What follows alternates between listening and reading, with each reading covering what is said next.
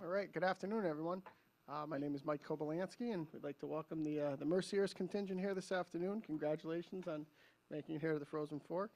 We're joined today by the head coach, Michael Sisti, along with student athletes Christine Cicero and Christine Bestlin. So, Coach, if you could, we'd like to open it up with an opening statement from you, please. Just really proud of my team. We've worked extremely hard to get here this season. Our program, I think, has done a incredible job of getting to this tournament 10 straight years with all different types of great coaching staff and players, and the pride that this particular team showed, being very young and getting off to a slow start, to battle through a lot of adversity to win our league regular season championship and earn the right to be here, has been very rewarding for me, being at this quite a while. I've had the pleasure of coaching all different teams and working with different staffs, and this particular staff and team is really special. We've really improved together throughout the season, and it's been a great journey, and we're obviously very proud to be here and excited for the game tomorrow. Before we open it up for questions, just a few notes about the Lakers. Mercier is currently 24-8-4 on the year. This is the fourth trip in program history to the Frozen Four and the second consecutive season, having played against Boston University last year. Also the fourth trip in the last 6 years. The Lakers currently hold the NCAA record for the most consecutive at-large bids to the NCAA tournament with 10. So at this time, we'd like to open it up for questions. Michael, this core group that you've got here and had here last year, what is the advantage to having, been here a lot, but a lot of times in the Frozen Four, it's not the same core girls like you got with these two. What is the advantage there, if any? I think, again, this year's team doesn't have a lot of the same quote-unquote go-to players as last year. It's small in number, but they're special people like both Christine and Christy. They've been in big games for us since their career started, and only having 7 juniors and seniors, it's not a lot in number, but they do have a lot of game experience, and they're giving wisdom to our younger players. And I think if nothing else, just the logistics, even the players in our sophomore class that were here last year, at least they know how things go, and the team seems calmer, probably balancing their energy better. And so I think those are the areas and ways it's going to help us, if any. Michael, the last 2 days, how have the practices looked to you? Really good. I think this time of year, again, everyone's excited to not only practice but listen. And they've been great. Our team's been sharp. Again, having a young team, they've all gained experience over the year. So really, after this weekend, it's going to be a shame, regardless how it ends, that the season's over, because we've improved so much and we're getting better and better each week. So right now, the last few weeks have been our best practice weeks, and our team's really on the same page. So that's all we could ask for right now.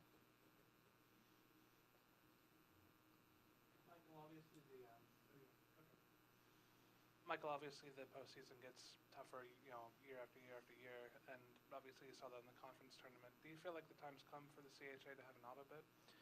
Yes, and I believe if all goes well, that should be next season. I know there's a couple things that have to push things through to make it official, but that's the direction things are going, and I think definitely the teams in the league deserve it. Our league itself deserves it. There's been great rivalries, and we've had 4 of 6 teams with over 20 wins this season, which is awesome. And I think 4 of the teams as well have been in the polls throughout the season. So the league definitely deserves it. I hope, and it looks like that's going to become official hopefully in the near future here for next season.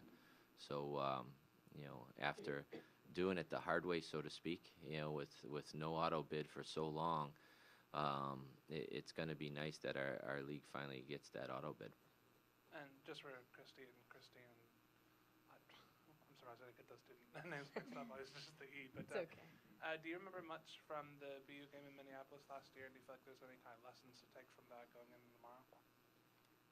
Well, obviously last year we were pretty new. We were a young team, and Frozen Four was new for us, and we were pretty excited. And I think our nerves got the best of us, and we were very disappointed in what happened in that game. And I think this year we've come in with a new attitude, and I don't know, we're ready to show that we deserve to be one of the top 4 teams here, and we're excited to show everyone what we have. Definitely have to agree with Christina. I think the event got the best of us a little bit. I think there were only 2 or 3 players on our team last year that actually made the Frozen Four, and there was 18, 19 of us that were brand new to the event.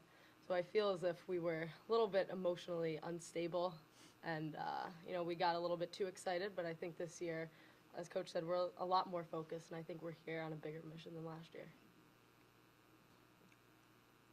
Christy, I talked to you about it earlier this year, about last year still weighing on your mind every day. Have you been thinking about that a little more this week and how you don't want that taste in your mouth again? Oh, absolutely. I mean, I think after the CHA championship, it was an extreme heartbreaker, and I think that's been on my mind a lot, as well as the comment from last year.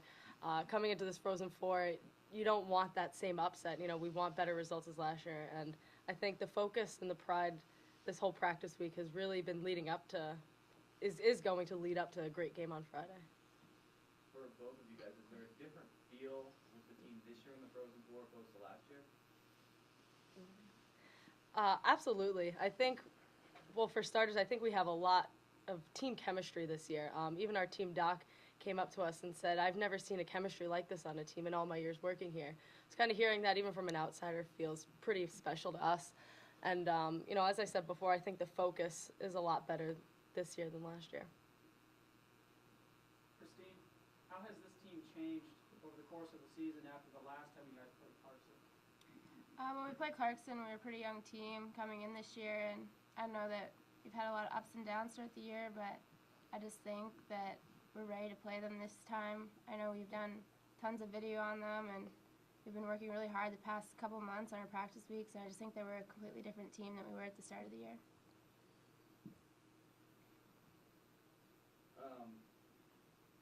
Besselin, they've got me confused with Christina. I never would be called Christine the other day. I guess, what would it mean to you, if you look at the record books here, your name's all over, what would it mean to you to lead Mercyhurst at the end of this weekend on a win? Obviously, it'd be an amazing feeling. I know it's every girl's dream to win an NCAA championship, so I don't know, I just think it'd be an amazing feeling. As far as you being the captain of this team, a little girl comes up to you and says, what makes a good captain? What recommendations would you give them? I would just say be there for your team and be approachable and be someone that your team can look up to and just have a positive attitude every day. Mike, you've had a lot of role players step up, a lot of young players too. Can you talk about Janae and just the way she's been able to grow, especially after last year? Unbelievably. She was in a way like our Rudy. The girls loved her, and she didn't play much, and she's got a unique charisma about herself, not being a very loud person, that the girls, I think, really, really like her, and they root for her. And when she finally started playing, everyone was pulling for her. She actually was a very young college player, a true 17-year-old. So sometimes we forgot that. We're like, why isn't she playing like an all-star?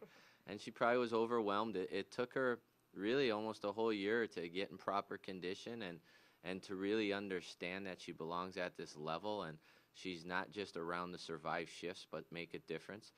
And the more we finally played her, once we got to that common ground, she just keeps getting better and better, and it's great.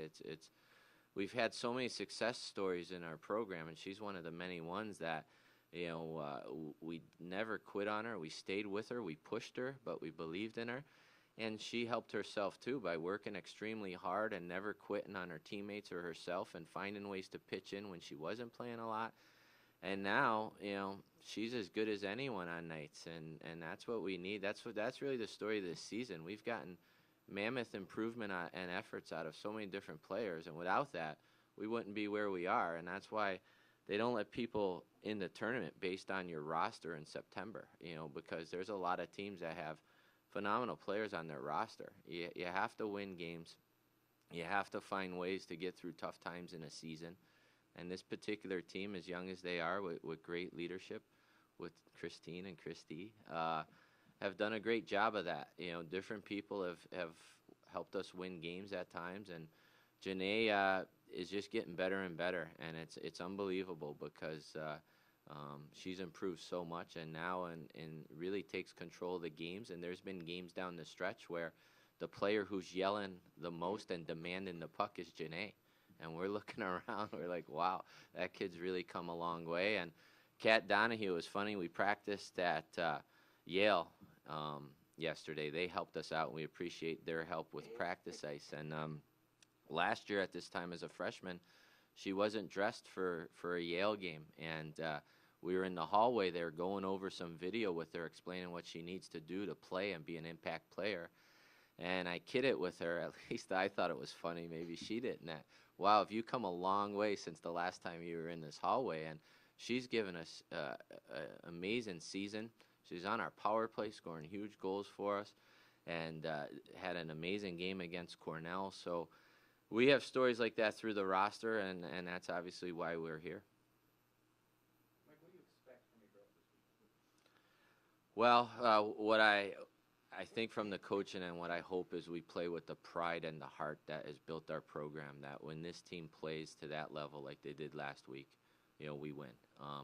What I really expect they will. You know, last year, I think the biggest thing is not only were we young, we had 9 new players last year and 3 transfers, so 12 of our 20 players were brand new to our program last year. So this year, they're getting it. They understand that, hey, win or lose, like realistically, if we don't win Friday, our season's a huge success, and I get that. We want to win.